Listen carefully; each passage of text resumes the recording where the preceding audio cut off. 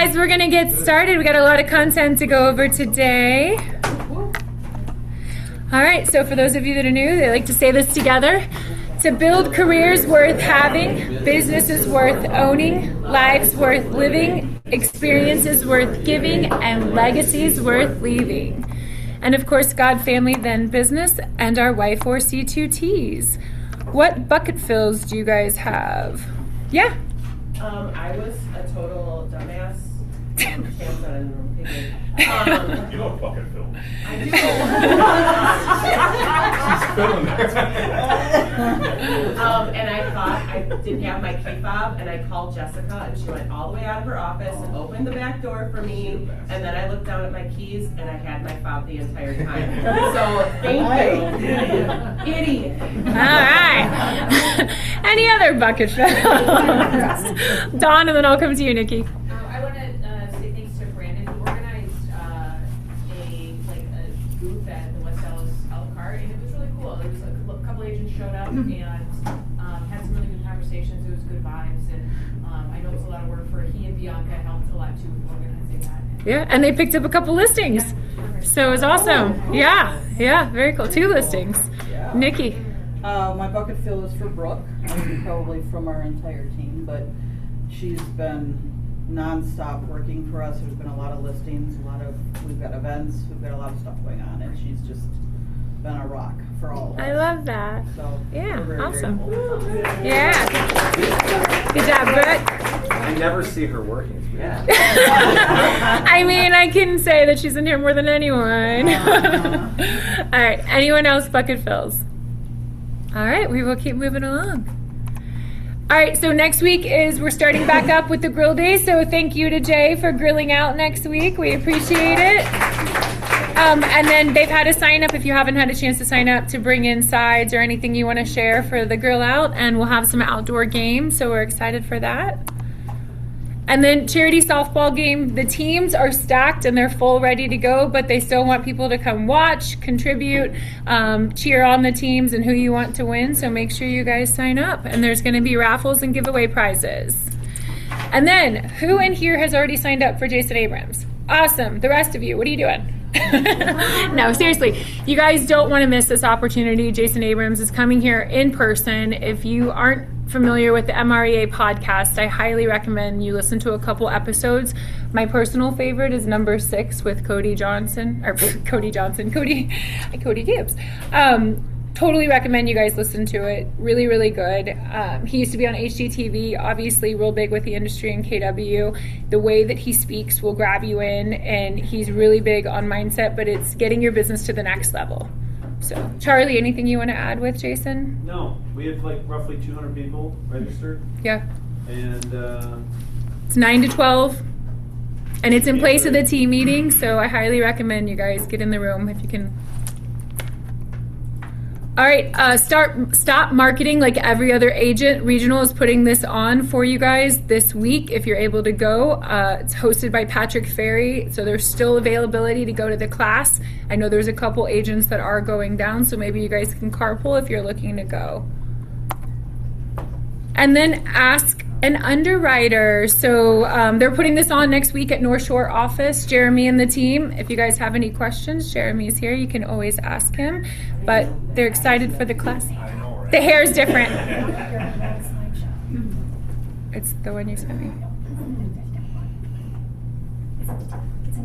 Okay, hold on.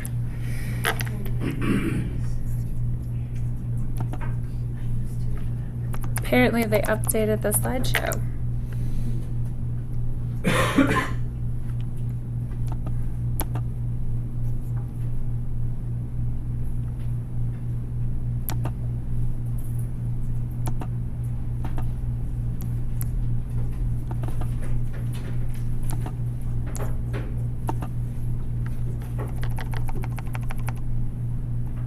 All right, tech and marketing updates. If you guys haven't seen, they just published 12 direct campaigns. They have the splash pads, the 4th of July, all the festivals are out there, the games coming up.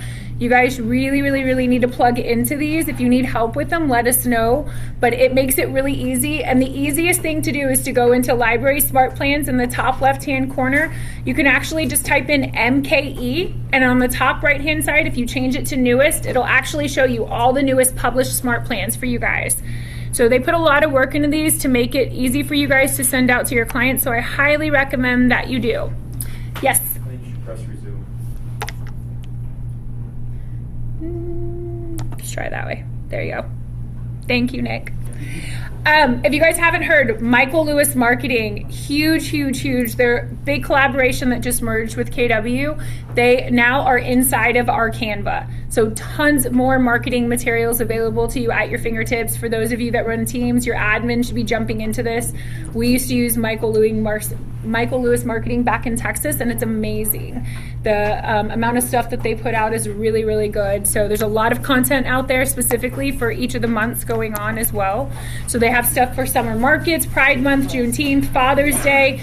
So there's a lot more stuff content-wise that's out there. And then, of course, our team does an amazing job of making sure that you guys have localized content as well. And then new email address coming up from KW MKE Marketing Concierge. So just take note of it. It is also in the app, and it is well on the website for you guys. Speaking of the app, who in here does not use the app? Who doesn't have it downloaded? All of you? Awesome. I get a lot of text messages asking for, and I never mind them, but like, who's this phone number? How can I get a hold of this agent? Where can I get this document? The app has everything you guys could physically want. So I want you guys to start playing around with it more, asking questions, because I promise they've put a lot of effort and work into this app and a lot of content, and it really does make everything accessible at your fingertips. The other cool thing about the app is it's updating all the time. So I noticed that, I think this is newer, like you can actually reserve rooms now. So Yeah. if you're going to one of the other offices, you don't need to go find the SCEDA account to log, you just do it from the app. Yeah, makes it really, really nice, makes it easy. So they're putting the effort in. Try to play around with it. It really does help you guys out. And Miss Lisa, come on up. It's miscellaneous time. Here's a couple of updates and reminders for you based on kind of frequently asked questions we get on the hotline recently.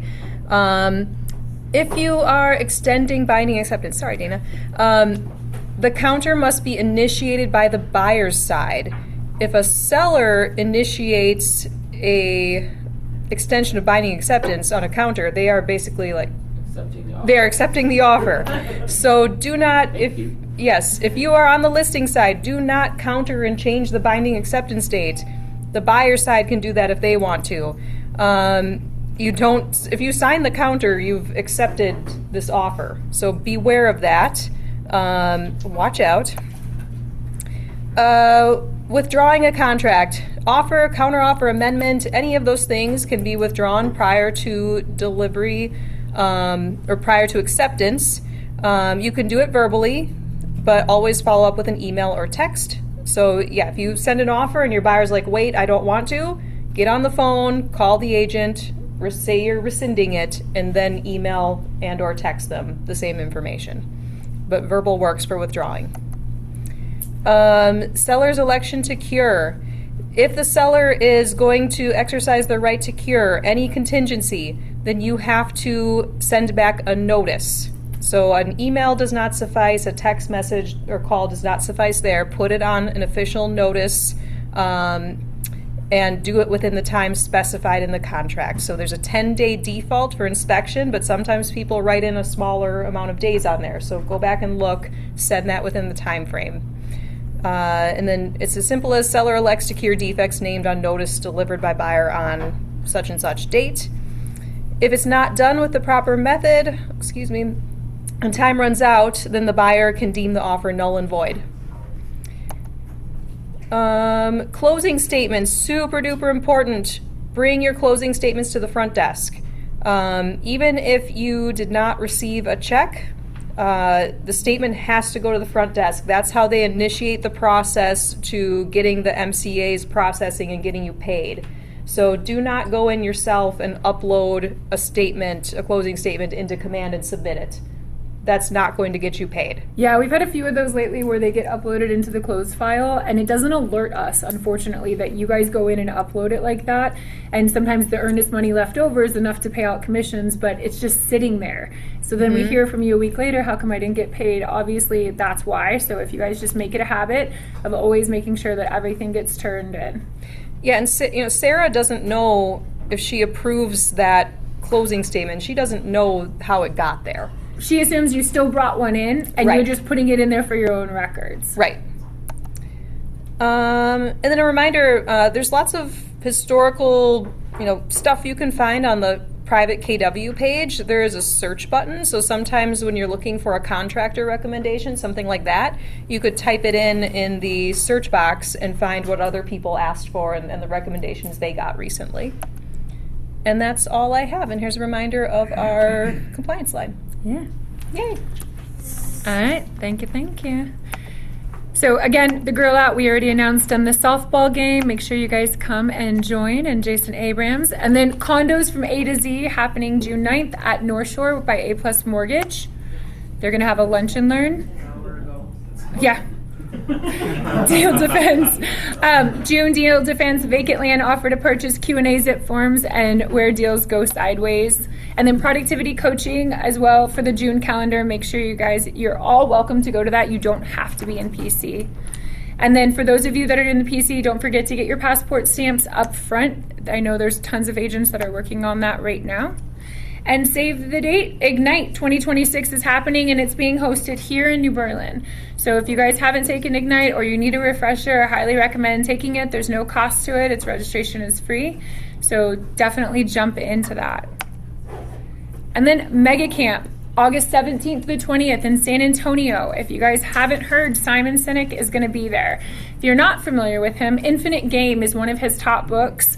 Really, really good. I highly recommend you listen to it on Audible or read the book. It's amazing. He's got some, The Big Why. Another one of his big ones is about leaders, especially if you run a team.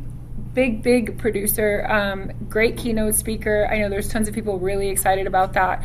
So if you are able to go or not, read the book. And then Career Night coming up. I know lots of you guys like to share that out and build out your downline. On the 13th of August, we will have one from 6 to 7 here in the Market Center. So they'll get the flyer out for you guys to start sharing out to everyone. And then relationships create liquidity. So if you guys have any questions in regards to this, Charlie. This is my stuff. Yeah, I would say this. All right, you ready? Yeah, you're gonna jump in. Cam's not here.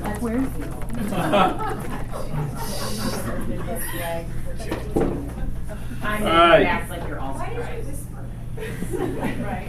I'll give you some context to this, okay? Anybody know who Trammell Crow is? Perfect. I'll tell you the story. You ready for a little story time? Yeah. In the 1960s, Trammell Crow was a real estate developer across the U.S. In the 1970s, there was a market shift that occurred that created stagflation, rising interest rates, and a variety of other macroeconomic conditions that forced him on the verge of bankruptcy. In 1972, he went to his partners, asked them for them to liquidate their positions within all their real estate holdings, to give him the money so he could pay off the banks, and he would make them whole. He had several thousand partners in these real estate development deals.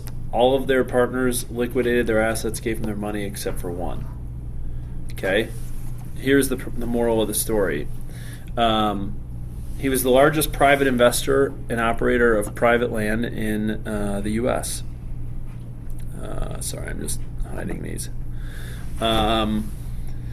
His business philosophy focused on two things.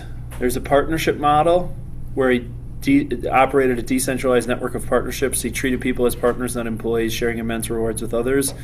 And he was famously asked at Harvard Business School what was the single most important characteristic to his success, and he shared the answer was love.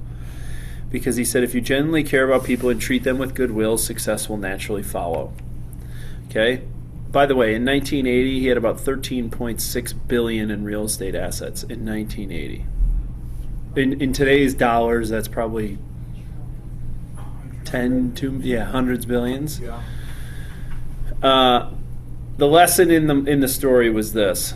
I gave you the shortened version of a really long story. In the graph that was presented, basically future profitability isn't dictated by the current interest rates or the local housing inventory. It's tied entirely to the trust we build today. If the market turns tomorrow, the question I'd have for you is, have you built a deep enough reservoir of trust, integrity, and value with your clients, colleagues, and network that they would step in to back you up? I always joke, like, who's the friend that you would call if you went to jail? No, it's the honest truth. Like, if you think about, like, everyone always jokes about who would you call. Why would you call that person? Who's your person, Joe? I have a whole, No, I just won. well, Michelle, but she'd probably be there, so then we'd have to go. Danian, if you were going to get into jail, who would you call first? I'd probably call my friend Calvin, Perfect. Why would you call Calvin? because I know Calvin, if he can't do it, he'll find somebody that can. Okay. Yeah. All right, I'll share with you mine. Yeah. I'd call my buddy Trey Stewart, who I've known since 3rd grade. Trey works at DPW in Whitefish Bay. We went to high school together. My kids love him because he's the garbage collector. He rolls up with the garbage truck. The boys all come and pound on the windows. Trey and I come from very different backgrounds, but the reason I'd call Trey is I've helped Trey when he's in need, and I know he would help me when I'm in need. And both of us do things for each other with zero judgment. That's why you have who you would call. You would call them because you would do that for them without judgment. 100%. Right? So if things happen tomorrow, who is it that you're calling on or relying on because you've made investments in people? And 3, and I think that this is most important reminder for the group to remember in a period of time right now of a lot of, just an interesting period in our industry, build your reputation today because it will be your ultimate liquidity tomorrow. Couple reminders to think about. All right, you guys ready for some market insights in terms of what the market's telling us? Wait, I have a question. Yeah. Because all the people gave their money back except one. Yep. Is there more to the story? Because I feel like we need closure. Yeah. Right? There was but one. What was the but one that caused them? There were 78 investors who gave him their liquid capital Okay. out of 79 total. I don't know what happened to the one, but the 78 others became multi-millionaires because they basically he created this network of investors that completely trusted him and his insights in terms of what they were doing with their developments. When he needed help because they were on the verge of bankruptcy, they all liquidated their assets to help him to be able to fend the banks off. Because he was able to rebound and come back from that in the markets of the 1980s, those that gave him those dollars became multi-millionaires. There were a few slides in here that didn't transfer, so I had to kind of go off the cuff on Okay. that. I just felt like that was an important thing you said. Yeah. You did, you know. Yeah, I did. The point to it, I think that what I was trying to make, the point to the story was this. I used jail as an analogy. But if you really needed something from someone, who would you go to? And why would you go to them? And why would they give it to you? Yeah. Okay, let's just use our business as an example. Because this is like a real story that has happened. I know an agent in our KW community that had a stroke. No one knew about the stroke, was in the hospital. They effectively, their income went to zero, but their expenses were covered because people took care of them. They came back and now they're they're probably in our top 20 overall agents. No one knows about the story. No one knows what people did for them, but they did it because on the front side they were a good person that helped so many other people. So when then it came time for other people to help them, people were willing to step up. I'll use another example here that really hits home. Cindy Coos. Cindy Coos did a lot for a lot of people for a long time. And then when it was time for us to return the favor for Cindy for all those years, and for Brian more importantly, I mean, the way that this group showed up in particular, amazing. Cindy didn't ask for that on the front side. She just gave graciously so that when it was time for it to show up, she received graciously. I think that's kind of the moral of the story. Give graciously, and you never know how the world will return the reward. Make sense? 100%. So, market insights. Should we talk into the dive into the data as to what's going on to help you guys understand where the market's going? Sweet. Can I share something, just quick anecdote? Was at an open house this weekend, and this woman was like, I just don't understand the market. And I said, well, maybe that's the difference between a KW agent and a non-KW agent, is we talk about it every week. And she's like, well, I don't even know what's happening. I said, well, we've been in the top 10, top 5, top 3, like fastest markets in the entire nation. And she's like, wow, I just can't believe I've never even heard that. And I was like, yep, that's right. Anyway, so thank you. I had a talking point, and I was like, happy to help. I'm going to give you a few more today. There's some really good nuggets today, I think.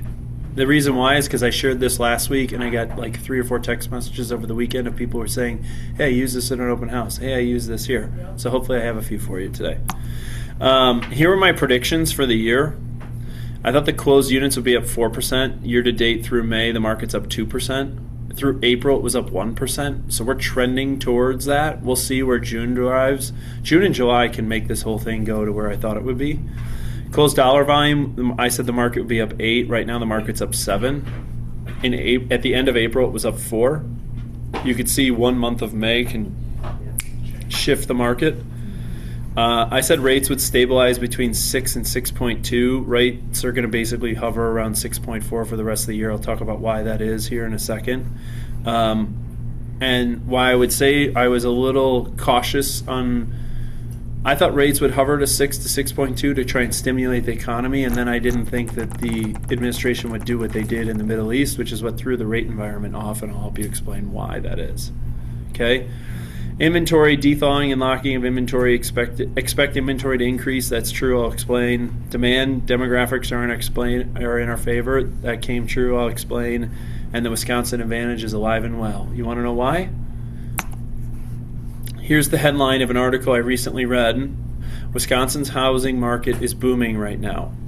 Home values, this was through April, across the state, were up 5.3%. It was the second highest appreciation in the U.S. so far year to date. Why? Because of migration patterns. Check this out. This is census data from 1992 to 2026. If you look from 1992 to 2021, Wisconsin has been effectively year over year been losing people to other states. In 2022, though, that trend has started reversing.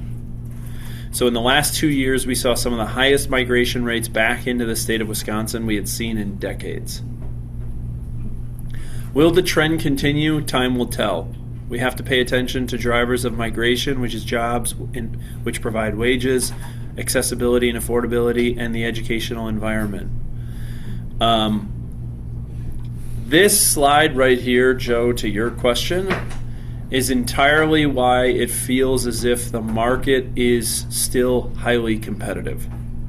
And despite where rates are and uncertainty of what's going on in the macroeconomic conditions, why Wisconsin real estate continues to appreciate outside of what normal trends would tell us that it would. Make sense? So, yeah. Are there other variables that you feel are contributing to Wisconsin? To our just being insulated from some of the national trends? Because I know you've talked previously also about like how new construction has a huge impact right on inventory, and that we kind of lag behind. Because I think a lot of people have had people ask that are aware that Wisconsin's like leading the nation right now, and asking like why. Like in addition to migration, which is really that's awesome information. Is there anything else, other contributing factors that you think have an impact to why we are still seeing so much appreciation and are in such a seller's market compared to other regions? Yeah, here's the real simple answer.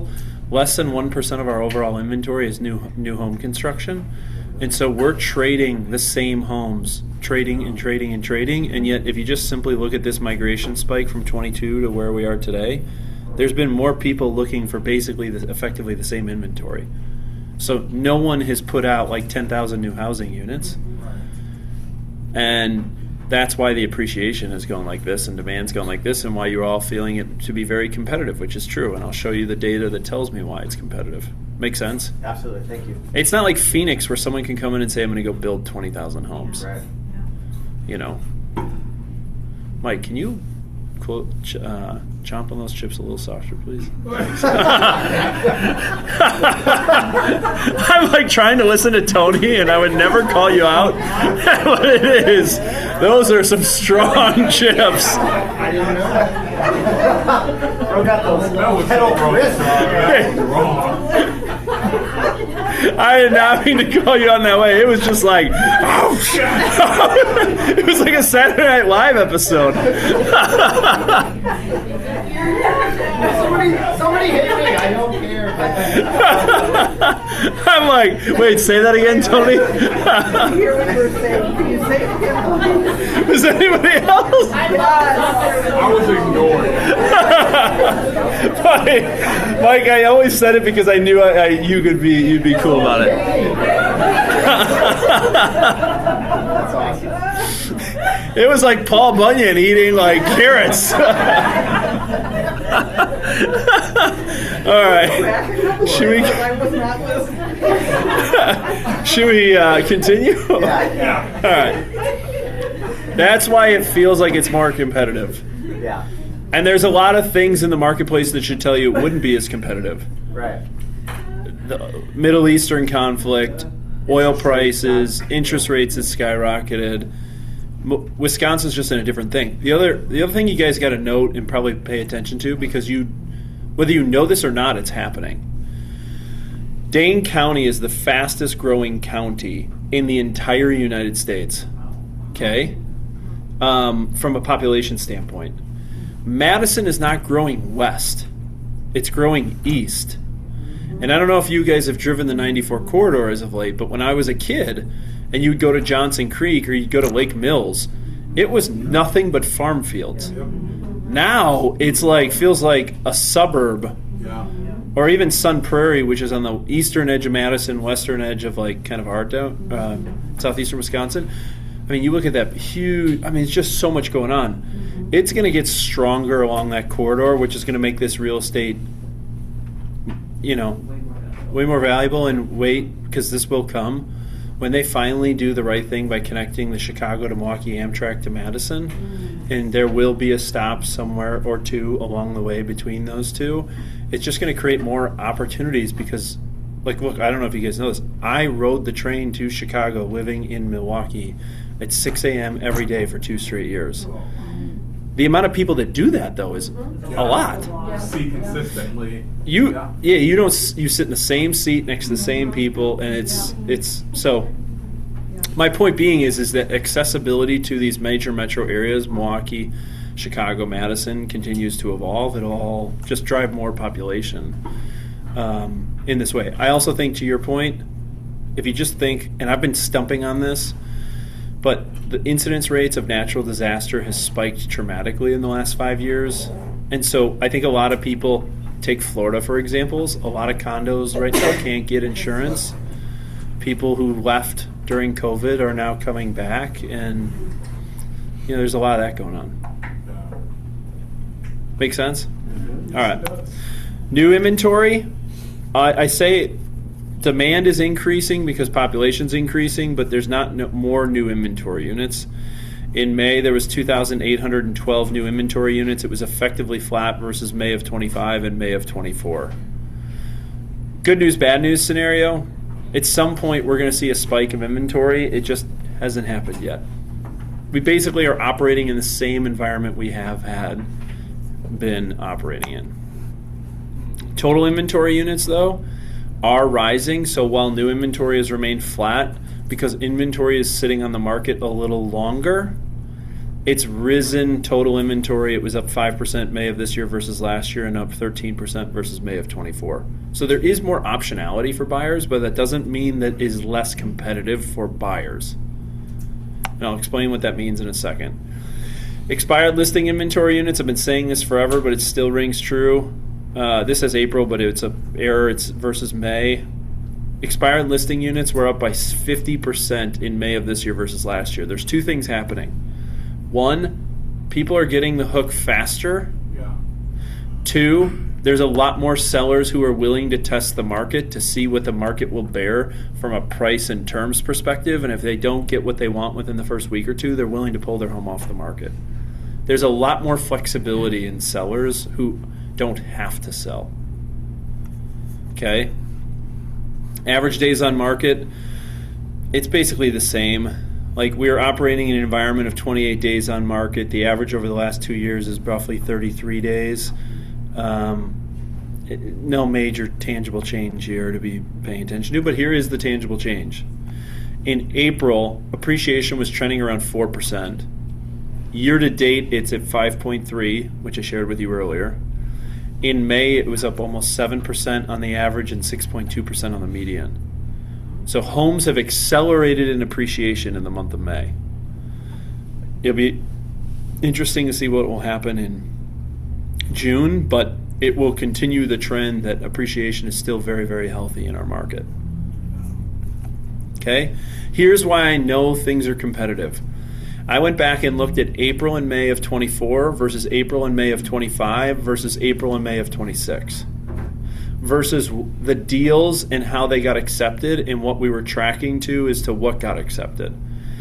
In April, May of 24, we looked at our list price to sale accepted offer ratio was 103%.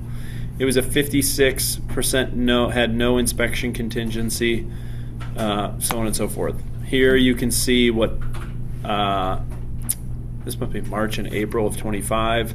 Here's March and April of 26.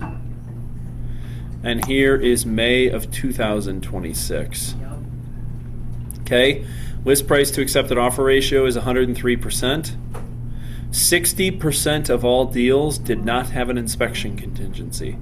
Now, here's my caveat for the attorneys and anybody else who's listening there for a gotcha moment. This is not an endorsement of that. It is just helping people understand what people are leveraging to do that. Okay? Cash deals are more prevalent. 28% of the deals have been cash. And you know what's really interesting versus markets of last spring or even March and April? Co-broke buyer side commission was 2.35% on average. 84% of the deals had a co-broke commission of 2.4% or greater. Can we just put it to rest? None of that shit impacted how it is that you make your money on your buy side closings. Good? Capiche? Capiche? Beautiful. I give you the data to be like, all right, let's put that to bed. Now, here's a little bit of an educational piece. This is not as consumer-facing as it is to give you confidence about where we are and where we're headed. Make sense? I don't know. Basically, mortgage rates are tied to crude oil. Okay? Crude rates typically are about 2 to 3 weeks lag in terms of changing based on where crude oil sits. Year to date, crude oil is up 74%. Interestingly, let's take a look at the history of where rates have been. This is the 30-year fixed mortgage rate average across the United States. On February 26th, it was at 5.9%. First time it had been under 6% in several years. By April 2nd, it had risen to 6.46%. Okay? As of last week, it's sitting at 6.48% still. Now, a lot of that has to do with where oil is trending. Remember, oil leads mortgage rates. Here's the other reason. There's 2 other reasons as to why consumer confidence, though, has not gone down and why rates, I predict, are going to stay at around 6.4% for the rest of the year. 2 reasons. First, the S&P 500. The reason why consumers have not scurried away from the real estate market, despite what's going on in the Middle East and some uncertainty from a policy perspective, is the S&P, well, as of May 4th, was up 5.9%. People's balance sheets are still healthy. This was on May 4th. I pulled this on June 8th, yesterday at 4:07 p.m. Year to date, it was up 8.17%. Point being is the reason why consumers have not gotten scared of the market is because the capital markets where their balance sheets lie, which would allow them to access real estate, has not been impacted despite all the craziness in what's going on in the Middle East and the rate market. Make sense?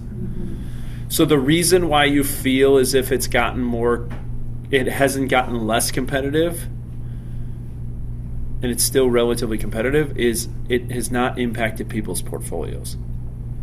So people feel good about it. Then there was something else that came out last week, which is good for us. This is me putting wind in your sails about what I think the next 6 months will look like. Last week, the U.S. payroll report came out in terms of the job reports. And in May, we added 172,000 jobs in May, which was much more than expected, and unemployment sat at 4.3%. By the way, the benchmark for unemployment is 4% across the U.S. as gainfully employed. Okay? Here's the monthly job creation across the U.S. going back to 2022, coming out of the post-COVID era. Then you saw it faltered a little bit where it was soft in 25, and now it's bouncing back in 2026. People need to be gainfully employed in order to earn wages so that they can afford to buy and access real estate. The announcement that came out last week in being better than expectations is good for all of us. Okay? And then as a follow-up to this, and the reason I share you this is so that you understand some of the content that I'm reading in order to give to you, and I realized, why don't I just clip what I'm showing them, and I'll give them the Cliff Notes version, is Goldman Sachs is pushing the Fed to rate cut call for 2027 after strong U.S. jobs data. Basically what this is saying is don't expect rates to come down because the economy is relatively healthy, the S&P is relatively healthy, job performance in terms of additions across the economy is relatively healthy. My prediction is that mortgage rates will remain relatively stable throughout the rest of the year, and if anything, we'll see kind of where it goes to where their first cut might be. This morning when I gave this presentation at 9 a.m., someone asked me though, well, if I have a client comes to me and says, I'm going to wait until a potential cut to come for fall or first quarter of 27, what do I tell them? Should I walk you through the math? It's a really simple equation. Okay? Everybody good on this? Yes. Sweet. All right, let's do a simple math for you. I don't think rates will cut more than 1/10 to 2/10 of a point. But let's just say aggressively they cut rates at 2/10 of a point. 2/10 of a point on a 30-year fixed mortgage comes out to effectively, on an average deal of $500K, it comes out to about $50 a month. So let's just say hypothetically in 4 to 6 months they decide to cut rates by 2/10 of a point. Your client's going to save $50 a month. Now, currently, the market's trending at around 6% appreciation. I'm going to use a conservative estimate of 5% appreciation through the balance of the year on the same $500,000 home. Let's just say from June till January 1, 6-month period, they miss out on that annualized 5% appreciation. 10% of 50K is 10% of 500K is 50K, 5% of 500K is 50K. So you're going to try and save $50 a month and give up, 25K. You're going to give up 25K in appreciation because you waited. It's muy estúpido. The cost of waiting is substantial. Yeah. The cost of it, yeah, and if it's 6 months, half of it, okay, so you got 12.5. Like, Still more than what you're All right, you missed out on all that. I'll take $50 a Pato, and you guaranteed me I'd make 12.5, I'd get in right now. Right, Yeah. right. Seriously, that's the way I look at my money. So the cost of waiting is substantial, and it's helping people realize what that cost is in a very simple way. So here's my grocery store market of the moment script for the group. Demand of the market is consistent. Buyers are proceeding cautiously, yet due to macroeconomic uncertainty, yet our internal data tells us it's not loosened to the competitive nature of the market. New inventory coming to the market continues to be healthy. We're still not seeing a major pop alleviating continued shortage. There are two kinds of sellers. A seller who has to sell because of life events, and those wanting to cash in on their equity appreciation, which is 25% of the market. These are the patient sellers because many of them are testing. Rate and velocity, homes are moving at similar paces. Expireds are increasing pace. Listing agents, you got to set expectations, communicate, and price appropriately. It's a cautious yet competitive market.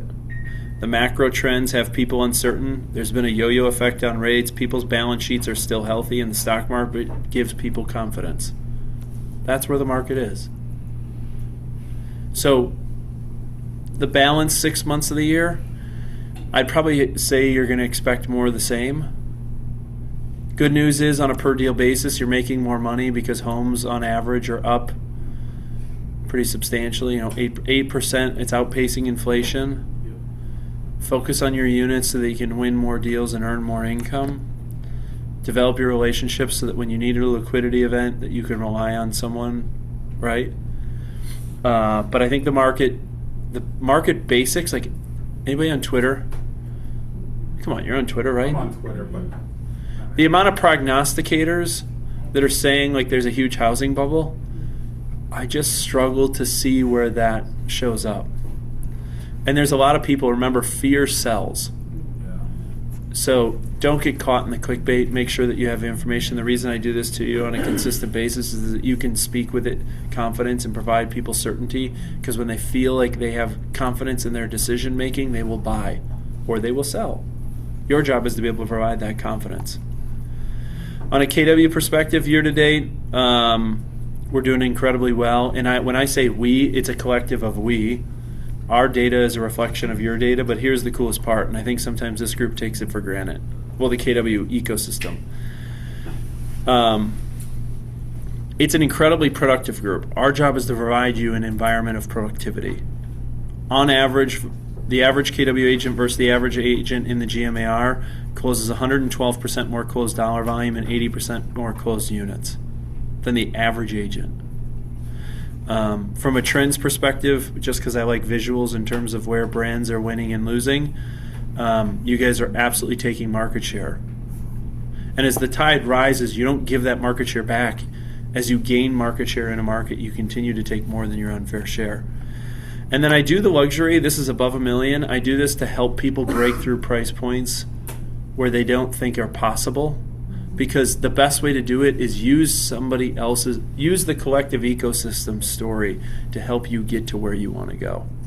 Once you get to where you want to go from a price points perspective, then the story and narrative shifts to your own data. But for a lot of people, like I helped someone who had never taken $1 million listing, I gave them this one slide, boom, they landed $1 million listing in Elm Grove because they showed the power of the network of how they can help them win. We sell one of every nearly 3 homes in southeastern Wisconsin north of $1 million. We sell them, and we sell them 30% faster than anybody else. This isn't a gotcha slide. It's just this is what we are doing, and this is part of the ecosystem you're involved in, and how people can help you get to where you want to go. Cool. Big picture, market's healthy, and when I say big picture, I'm talking about southeastern Wisconsin. yeah. I'm not talking about Florida and Phoenix and Austin, because those markets have different things going on. Mm-hmm. But your market here is strong. The development up and down the 94 corridor, whether it's west or south or even now north up into Port Washington, it's going to change and transform these communities. And we've already seen it and experienced it. And your job is to take advantage of it. And we're here to help you and continue to help you grow. Sound good? Sounds good. Any other questions? No? Feel free. I'm a sitting duck. You can ask me anything you want. No? Sweet. Well, it's a pleasure to serve you guys. Thank you guys for your partnership.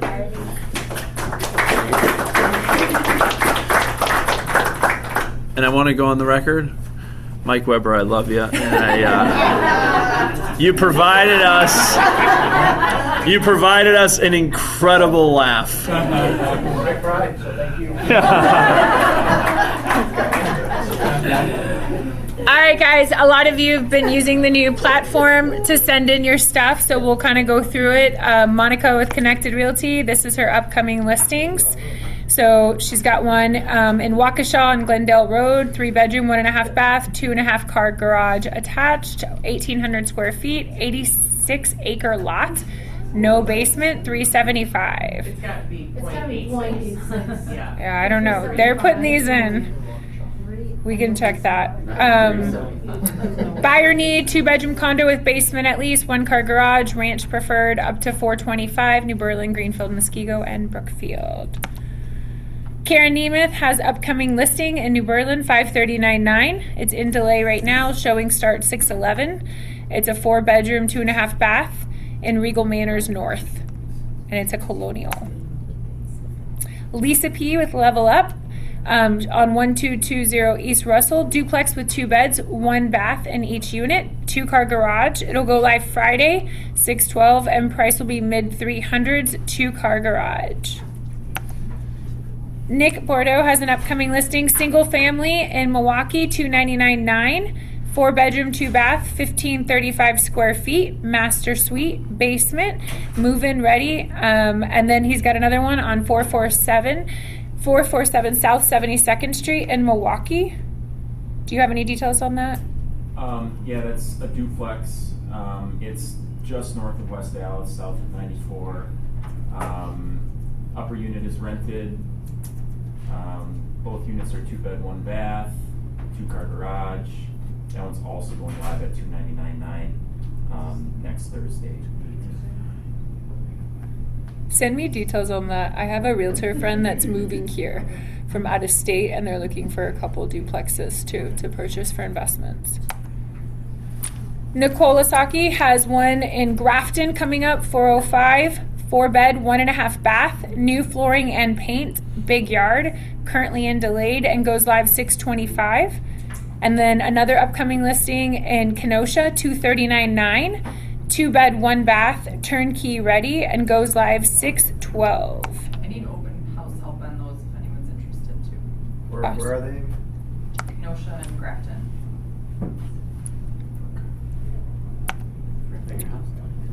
And then Cassidy has a buyer need still. She talked about it in the past. Lake Country area preferred, also open to Brookfield, up to 710, 4-bedroom, 3-bath.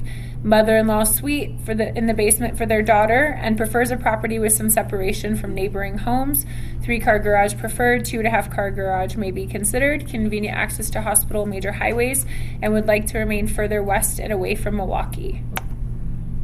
And then Kirsten with us has an upcoming listing, 2901 Autumn Lane in East Troy for 425, 3-bed, 2-bath, 1,400 square feet. I see a couple of you taking pictures. All right. Anybody else that didn't get it up on the slides that you need to share something? Jay? I just had a 3-bedroom, 1.5 bath ranch go back on the market in West Dallas. They put a brand new roof on. They wouldn't do it for the last buyer, but they did it now. That's always fun. 324.9. I have a 3-bedroom stairless ranch going live on Thursday on 66th and Morgan for $225. We have a condo in Franklin, a 2-bedroom, very nice, for $250 going live on Thursday. Is it main floor or upper? The condo? It has basement, main, and upper. Sounds like a townhouse. It could be, but then I put a big one on over the weekend, 600 in Greenfield, Whitnall School District. 3 bedrooms, 2 full, 2 half baths, new roof, new windows, AB&K kitchen, bathrooms, heated floors, very nice. I put it on Saturday and I haven't had a burp on it yet. Whoa. 119th in Waterford, right on 99. So it's really, really nice. So Awesome. it's on the market. I put another one on. We had an appraisal issue on one in West Dallas from an Illinois appraiser. The guy was from Chicago. Came in 20 under the price. Ooh. Appraisers. I put it back on the market in 12 hours. We got full price with no appraisal. Oh, nice. Awesome. Did I see another hand? Nikki? Yeah, I've still got a Tosa listing, 3-bed, 1.5 bath. Will you just say who you are with so people online know? Nikki, Team Smith, Wisconsin. Thank you. 3-bedroom, 1.5 bath, about 1,200 square feet, and half finished basement. Really cute Cape Cod. It's cute as a button. It is. It's very well maintained. Very well maintained. $449. All right. Awesome. Did I see another hand? Yeah, Mike. Mike Weber with Let's Go Realty Group. 2 listings coming.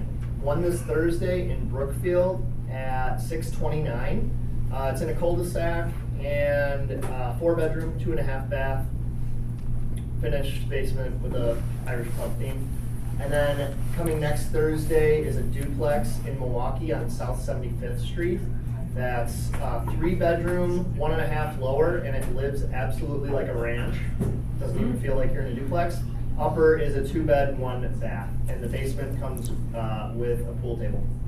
What's the what's the price on that? Right? $359,900. Awesome. All right. Anyone else? Tony.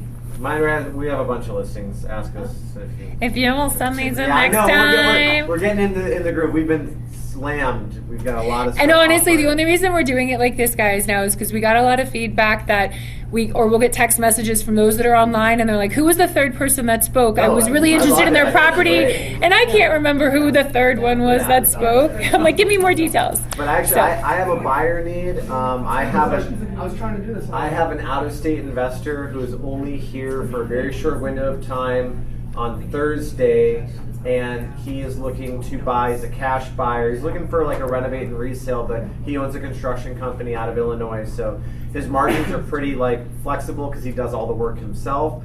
If anybody has on-market or off-market property, preferably south of 94, that is somewhere in like the $150,000 to $200,000 range that may have some potential to renovate and resell, please let us know, because he's trying to see like 5 to 7 properties, and I was like, dude, if I had 5 to 7 flip properties sitting in my back pocket, we wouldn't be having this conversation. Right. Would you do it? But maybe one. I Okay. live, yeah, I have one that went active today in Cudahy on Lake.